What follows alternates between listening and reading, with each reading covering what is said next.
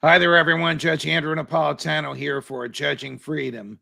Today is Tuesday, April 26, 2022. It's a little after 1 o'clock in the afternoon on the East Coast of the United States. My guest today is the person who's produced the largest audience on Judging Freedom, perhaps because he's one of the most intellectually honest analysts of the state of our military affairs in the world today. Scott Ritter is former United States Marine Corps, former UN weapons inspector, and known for his brutal honesty and ability to analyze what's going on with respect to the U.S. military. Scott, it's a pleasure to have you back. Welcome back to Judging Freedom. Thanks for having me. A couple of weeks ago, when you were here, you were bold enough to say that one of the goals of the United States military was a degraded or weakened Russia. The establishment laughed at you for saying that. Phil Giraldi, former CIA, who shares the same view of the military's involvement in Ukraine, said the same thing, and he was laughed at. However, just 2 days ago, when he left Poland, or when he left Kyiv and was in Poland, Secretary of Defense Lloyd Austin said, "We want to see Russia weakened." What happened in the past 2 weeks that the government is now admitting this? Well, there's a couple things. One, the Russians are closer to achieving victory than they were when we last spoke.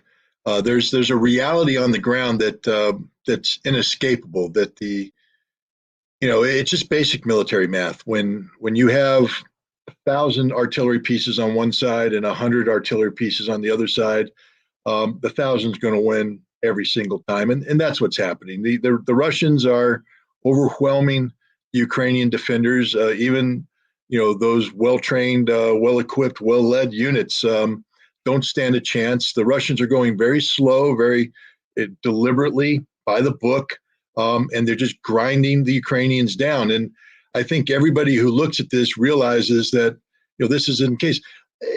Let's look at what the U.S. is doing. When we first started, we were just sending in javelins, stingers, and some light anti-tank weapons because I don't think anybody expected the Ukrainians to last this long. Had they expected the Ukrainians to last this long, they would have front-loaded this with artillery, with tanks, with armored vehicles, all the things they're bringing in now. But none of the stuff they're bringing in now is going to make it to the front intact. I mean, 100 pieces might make it, but 100 tanks, no. 72 artillery pieces, no. So the goal right now isn't a Ukrainian victory. The goal is to bleed Russia, because there's part two to Austin's statement. They want to make Russia weaker so they can't do this again. So they can't repeat a Ukrainian victory. I mean, I know Blinken is talking about, Ukraine's already suffered a strategic defeat. That's just hot air. Russia suffered a strategic defeat. Russia's won this thing. It's game over.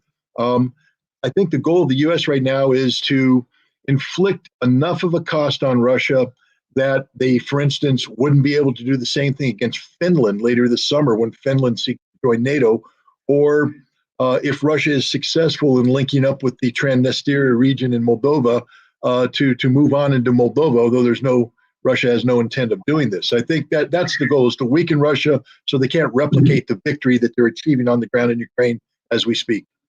Are we, I guess what you're saying, Scott, is we're prolonging the inevitable. And by the introduction of military hardware, whether it's new, used, or old, we'll get to that in a minute, we're prolonging the inevitable and thus allowing more Ukraine soldiers and even sadder, Ukraine civilians to die. And that if we hadn't been supplying the military hardware, the Russians would have marched in and there would have been far fewer deaths. Is that a fair summary of your argument?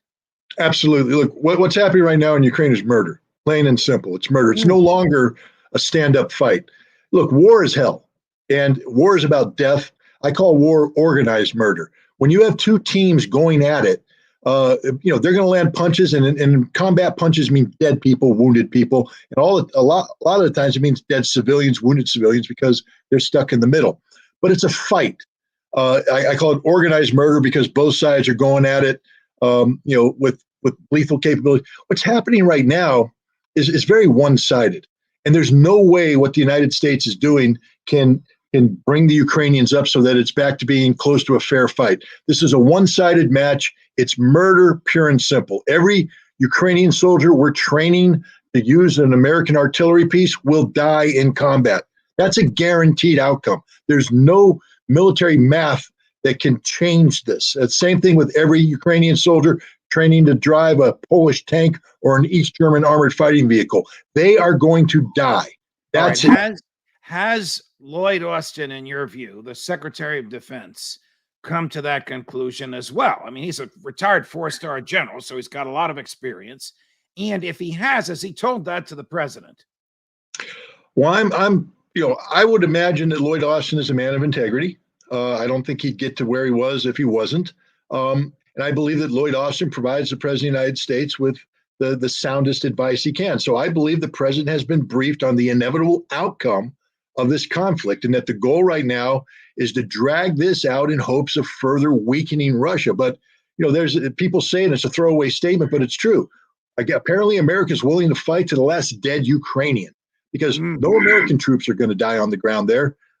It's going to be Ukrainians that die. And if we truly cared for the Ukrainian people as we claim to, we'd be picking up the phone right now and demanding that Zelensky end this conflict, because there's the only outcome that's going to happen by extending this is more dead Ukrainians. All right. So a friend of mine recently sent me a statement by the CEO of Raytheon, huge arms manufacturer, maybe the biggest in the world, in which he basically said, and I didn't know this, they're not manufacturing equipment for Ukraine. The American equipment is coming from DoD stockpiles in Europe, mainly in Poland, or NATO stockpiles. And the quality of the equipment that we're sending is not the best. And much of it is being destroyed. I'm paraphrasing this CEO, Scott. Much of it is being destroyed before it's ever even used. And he sort of said this with a little bit of glee, because if that equipment is destroyed, then the government's got to order more, and they're going to order it from Raytheon. Is this likely true that he said this? Is the equipment old and shabby? And is the American military-industrial complex rejoicing that American equipment is being destroyed so that they can manufacture more of it? Well, I can't speak to the military-industrial complex. I'll take the CEO at his word. He apparently is happy about this because this will require the U.S. Congress to allocate more U.S. taxpayer dollars to buy more Javelin C models. I think there's even an advanced version coming out beyond that. The models that are being provided to the Ukrainians, understand, we say we want to help the Ukrainians. We're sending them the oldest equipment we have. Now, these are old A and B model Javelins, FGM 148s. They've been upgraded. What's a Javelin, Scott? Let me interrupt you. What is a Javelin for lay people to understand? The Javelin was the weapon of choice that we started sending back, a couple years ago when we started sending lethal aid. It's a man-portable anti-tank weapon, usually fired by a crew of two. One man can fire it. It's a very effective system when new. It can guide in. It can destroy tanks. But the weapons we're sending them are old weapons. The electronics that operate the ailerons that guide the missile don't work right, which means when they fire the missile, it's missing the target. The high explosive warhead, oftentimes because it's old, is malfunctioning. It's not exploding with full power or not exploding at all, which means the missile's just bouncing off the tanks. This is why there's anecdotal stories of Russian tanks taking 6 and 7 Javelin hits and keep on going. Frankly speaking, when we send this weaponry to the Ukrainian soldiers, we're committing them to die. They get up. They're very brave soldiers. It takes a lot of courage to stand there and fire one of these missiles, knowing you're going to receive incoming back, but you do it on the belief that you're going to take out this tank. You're not. You're firing. The Russians are killing you, and your missile's not doing its job, and it's just simple suicide. And again, you hit on another point. The vast majority of these missiles that are being shipped aren't making it. They're being blown up en route, or when they do make it, they go to a warehouse. Right now the Russians are laughing because they have over 1,000 of these missiles in their possession. They've captured them. They're distributing them. They make videos where they say, "Hey, thank you for this weapon. We'll be sending it back to you very soon." So, this is just a tragic joke of an operation done for purely political purposes. And again, all it's doing is murdering Ukrainian soldiers. It's not killing the Russians that Austin thinks it is. If you had been a fly on the wall on Sunday when Secretary of State Antony Blinken and Secretary of Defense Lloyd Austin met with President Zelensky at some secret and secure place in Kyiv, and they had looked at you and said, "Scott, what should we do?" What would you have told them? Now, Joe Biden's not there. You're talking to his senior diplomat and his senior military guy and to the president of Ukraine and nobody else. Well, I would tell the president of Ukraine that Russia just announced that they're extending this operation to seize all of southern Ukraine up to Odessa and connecting with Transnistria, that you're about to lose all access to the sea. Right now, it's not a reality. Right now, perhaps if you surrendered and you ended this war and you guaranteed the neutrality of NATO and you guaranteed that you would denazify, that maybe Russia would be willing to stop this war, only taking Crimea, only taking the Donbass, maybe keeping Mariupol, but you would still get the majority of your country intact, and you would save the lives of tens of thousands of your soldiers and tens of thousands of your civilians. That to continue this war is guaranteed defeat, and you're going to guarantee yourself the loss of territorial integrity and the loss of thousands of your citizens. If you're a good Ukrainian leader, you care about your people, pick up the phone, call Putin, end this right now. Why is it that we don't hear this argument? We don't hear it from American politicians. We don't hear it on the news media. Maybe my former colleague, Tucker Carlson, veers into it. Why does there seem to be this monolithic view that the Ukrainians can win, that they're fighting for their homeland, that they're far more devoted than the Russian conscripts, that they're David who will overcome Goliath? Why don't I hear the realistic Scott Ritter analysis from anyone besides Scott Ritter and our friend and colleague, Phil Giraldi, who shares our views? Well, we're dealing with perception, not reality right now. And the Biden administration has shown that it's willing to lie to maintain perception. We saw that with Afghanistan when Joe Biden picked up the phone call from Ashraf Ghani in July, and Ghani was panicked with 20,000 Taliban coming across the border. He said, "You got to keep supporting me. You got to keep the airstrikes in." And Biden said, no. You need to get back on TV and tell your people everything's going to be okay, even if it's not true. That's a direct quote. Biden's not about the truth. He's about perception. He's about shaping perception. And that's why we're not getting the truth, because to acknowledge Russia's true capability means people will start to question, why are we expanding NATO eastward? How much money is this going to cost us to confront the Russians? Is there a danger of nuclear conflict? These are all valid questions that come out if you view things realistically. Biden's about shaping perception, trying to mold public opinion in advance of a political election where he runs the risk of losing Congress to the Republicans. Is there a danger of nuclear weaponry? As Foreign Minister Lavrov, the Russian, I almost said Soviet, the Russian foreign minister said just over the weekend. There's always a danger when you have two nuclear armed powers facing off with each other. And let's not say two. You mean Russia and Ukraine, or Russia and the U.S.? Russia and NATO. This is very much a NATO fight. NATO is at war with Russia right now. Lloyd Austin made it clear. When you say that the goal of your policy is to kill Russians, you're at war with Russia. And Russia knows this. So Russia is continuing to remind NATO that, and the United States, that while you may want to kill a couple of us here and there, don't think about putting your troops on Ukrainian soil. That this will lead to a direct conflict between our two sides. And now the potential of nuclear conflict is very real, very imminent. And I think the more we see the failure of American policy, Blinken can say all he wants, but rhetoric is hot air. Ground truth is boots on the ground, steel in the body. And right now, the Russian boots on the ground are putting Russian steel in the bodies of Ukrainians. That's the reality, and no amount of hot air from Blinken, Austin, or Biden is going to change this. And yet you have American politicians who are embarrassed by this. So they keep talking about putting troops on the ground, things of that nature. That's suicide. What is the American intelligence community? I guess CIA. Maybe there are military intelligence there as well. You would know that better. What is the CIA advising the president?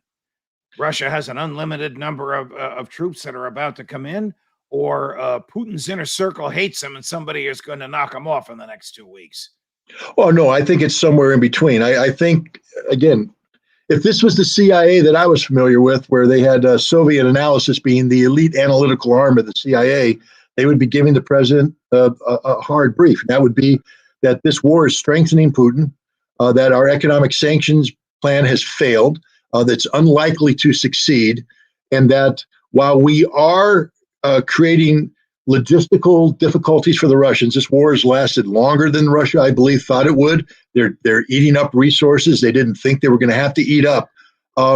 Russia is not weaker. In fact, in many ways, Russia is stronger because Russia has highlighted failures in their doctrine, and they're now adapting to reality. And the Russian forces, the way they're fighting today, is far more lethal than what they were doing when they first went into Ukraine. Is Putin weaker or stronger with the Russian people and with the Russian elites who surround him? I don't mean the oligarchs. I mean the government people, the head of Russian intel, whom he insulted recently on international television. Is he stronger or weaker with those people today than he was 2 months ago? I believe he's much stronger with the Russian people. I think that this war has tapped into a reservoir of patriotism, the likes of which haven't been seen since the Second World War. Americans may poo-poo the concept of the Azov Brigade and Nazis. For the Russian, it's life and death. It's real. They understand what Nazi ideology is. They understand the sacrifices made. They also understand what NATO expansion into Ukraine means to Russian security. So Putin is a very popular leader. And I think Putin is very much in control. The fact that he could insult the head of their intelligence service, the fact that he could fire 150 Department 5 intelligence officers from the FSB for their failures in Ukraine shows that he's firmly in control. He fears nothing. Imagine a president trying to fire J. Edgar Hoover. Wasn't going to happen. Putin's firing people because he's not afraid of them. Let me go to the third rail of this conflict, which was addressed by Chris Coons. Chris Coons is the senior United States Senator from Delaware. He occupies the seat that Joe Biden occupied for 36 years when he was in the Senate. Chris Coons is also Joe Biden's best friend in the Senate. He's a moderate Democrat. We're not talking about Lindsey Graham or the late John McCain. We're talking about a moderate Democrat from Delaware. Recently said we have to think seriously about American troops on the ground. Question: is the White House and is the Pentagon thinking seriously about that? And then if there's a political view that you may have, I know you're a military analyst, would Coons have said this without running it past old Joe first?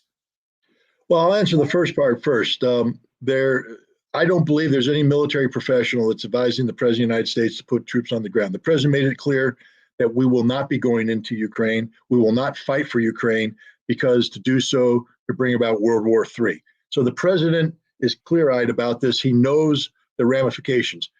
Chris Coons is a politician. Chris Coons is not a military expert. Chris Coons isn't on any major, he's not able to officially articulate dispatching troops as policy. This is personal political opinion. I think it's political cover. The Democrats are going to be slaughtered over Ukraine. This is a huge failure on the part of Joe Biden. And I think what Coons is doing right now is creating a scenario that said we could have won this if type thing. So it provides political cover that I said if we had sent U.S. troops, we wouldn't face the situation we face now. But he knows darn well that U.S. troops will never be on the ground in Ukraine. And how does he know that? Because he's a close friend of Joe Biden. He's had this conversation with Biden. Coons wouldn't be saying this unless Biden said, yeah, go ahead, you can say that. But I'm telling you right now, there won't be a single American boot on the ground. Last question, my dear friend. How much longer will this last? Because I want to have you back before it's over. Well, the Russians have slowed it down. When I said that they re-looked at how they were applying doctrine, they are using all of their advantages to their advantage, which means they're killing a lot of Ukrainians and they're not losing a lot of Russian troops. But the reason why that is that they've slowed the pace down, which means that this war could easily drag on for another month. But I don't see it lasting much longer than that, because at some point in time, the culmination of all the Russian advantages will synchronize and it'll be over, before you know it. So I see this going on for another month of grinding combat where the Russians lose a few people, the Ukrainians lose a lot of people. And as I said, the end result is inevitable. There's no way to change what's going to happen, which is a decisive strategic Russian victory. Scott Ritter, it's always a pleasure. Thank you for joining us. If you're Well, watching us this afternoon, I'm going to be popping up with some solo hits in a few minutes, including some rarely seen before clips of Alec Baldwin being interrogated by the police shortly after he pulled the trigger that killed a producer on the set of the movie Rust. Scott, it's a pleasure. We'll see you again soon. Judge Thanks, Napolitano for Judging Freedom.